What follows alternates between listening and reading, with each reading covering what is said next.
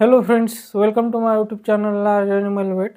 आज हम बात करेंगे नेजल सिस्टोजोमियासिस के बारे में, जिसे हम स्नोरिंग डिसीज के नाम से भी जानते हैं। तो स्नोरिंग डिसीज या नेजल सिस्टोजोमियासिस जो है, तो वो किन किन पशुओं में होता है, उसका कारण क्या है, वो किस वजह से होता है, उसके लक्षण क्या है, उसका हमें डायग्नोसिस कैसे करना है और उसका ट्रीटमेंट कैसे करना है। तो इन सभी बातों पर आज हम डिटेल से चर्चा करेंगे। लेकिन उससे पहले अगर आप मेरे चैनल से नए जुड़े हैं या अभी तक आपने मेरा चैनल सब्सक्राइब नहीं किया है, तो प्लीज़ मेरे चैनल को लाइक, शेयर और सब्सक्राइब करें। साथ में बेल वाला आइकन दबाकर ऑल वाला ऑप्शन भी चुनें, ताकि भविष्य में आने वाली हर वीडियो की नोटिफिकेशन आपको समय समय पर मिलती रहे।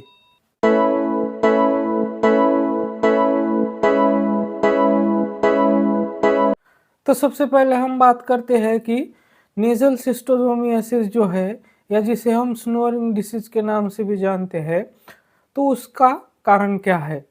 तो ये डिसीज एक पैरासिटिक डिसीज है, जो कि सिस्टोजोमा नेजेली नाम के पैरासाइट से होता है, जो कि एक ट्रिमेटोड होता है।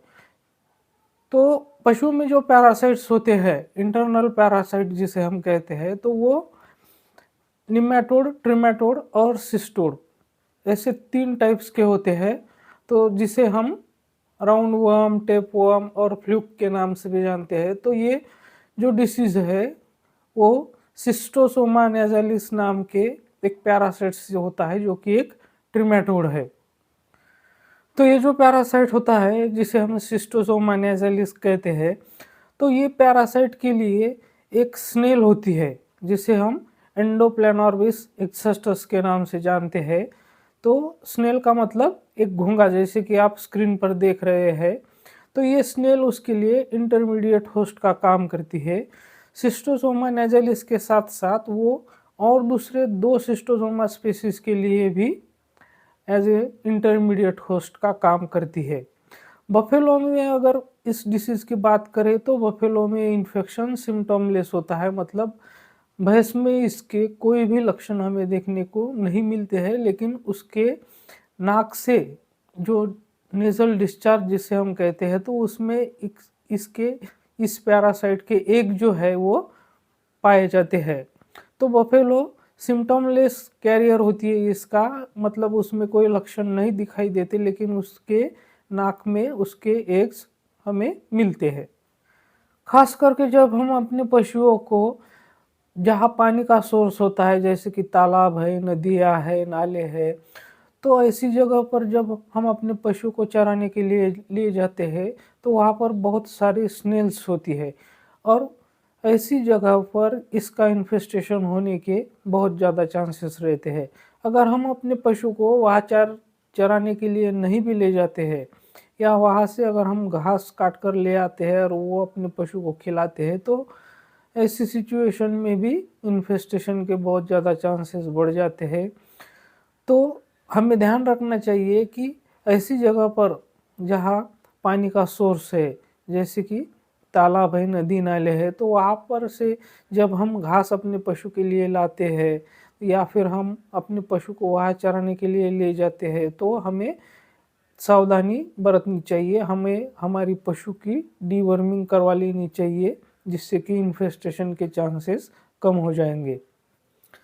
जब फ्लड आता है, यानी कि जब बाढ़ आती है, तो ऐसे सिचुएशन में हर तरफ पानी ही पानी होता है। तो तब भी खास करके बाढ़ के सीज़न में इसके इन्फेस्टेशन होने के चांसेस बहुत ज़्यादा रहते हैं। और अगर हम अपने पशुओं को पैडी स्ट्रॉ खिलाते हैं, तो पैडी स्ट्रॉ का मतलब है जो धान का भूसा होता है, तो उसे अलग अलग एरिया में अलग अलग नाम से जानते होंगे। लेकिन जो जिसे हम नॉर्मली धान का भूसा कहते हैं, तो धान की फसल जो है, वो ऐसी जगह पर उगाई जाती है जहाँ पर ज़्यादा पानी का सोर्स हो, जहाँ पर पानी जमा रहता हो। तो वहाँ पर भी स्नेल बहुत ज़्यादा मात्रा में पाई जाती है। तो क्योंकि स्नेल इंटरमीडिएट होस्ट का काम करती है इस पैरासाइट के लिए, तो अगर हम ऐसे सिचुएशन में अपने पशुओं को पैडी स्ट्रॉ खिलाते हैं या धान की भूसी जिसे हम कहते हैं वो खिलाते हैं, तो वहाँ पर भी इसके इन्फेस्टेशन के चांसेस बहुत ज़्यादा बढ़ जाते हैं।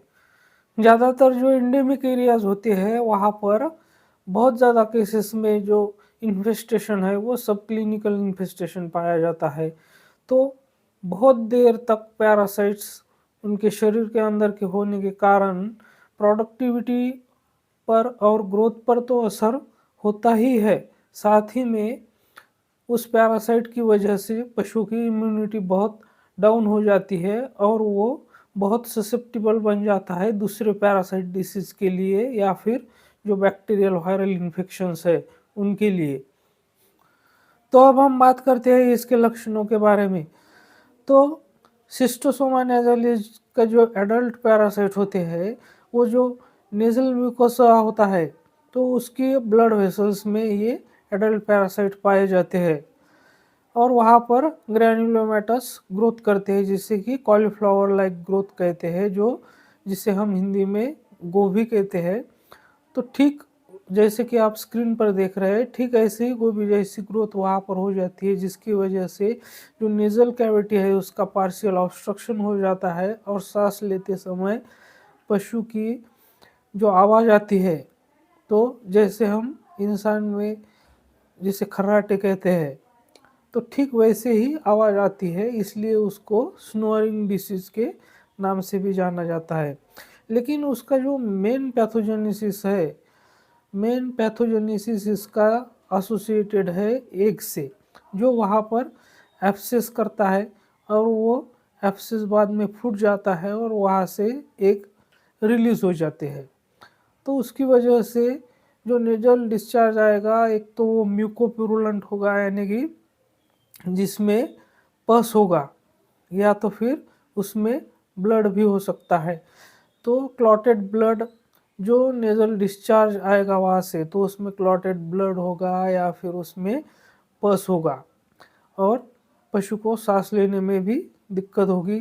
साथ में पशु में डायरिया होगा, एनीमिया होगा और कैसेक्सिया होगा और पशु जो है वो बहुत ज़्यादा वीक हो जाएगा। तो लक्षणों के आधार पर हम इस बीमारी की आसानी से पहचान कर सकते हैं, आसानी से इसका जो है डायग्नोसिस कर सकते हैं। जैसे कि उसकी जो नेज़ल म्यूकोसा है वहाँ पर लार्ज ग्रैन्युलोमेटस ग्रोथ है, जिसे कॉलीफ्लावर लाइक ग्रोथ कहते हैं, गोभी जैसी ग्रोथ हो जाएगी। उसको सांस लेने में तकलीफ होगी, जब पशु सांस लेगा तो स्नोरिंग की आवाज़ आएगी, यानी कि जैसे हम खर्राटे की आवाज़ निकालते हैं ठीक उसी तरह पशु की आवाज़ आएगी। उसमें डायरिया होगा, एनीमिया होगा, पशु बहुत ज़्यादा वीक हो जाएगा।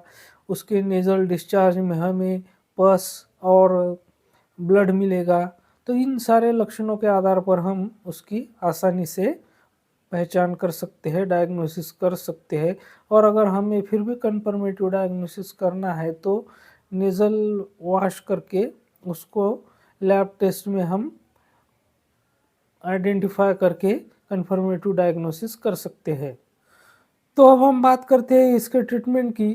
तो इसके ट्रीटमेंट के लिए ड्रग ऑफ चॉइस जो है वो है प्राज़िकॉन्टेल। जैसा कि आप स्क्रीन पर देख रहे हैं, तो प्राज़िकॉन्टेल को हमें इस लिक्विड को ओरली देना है।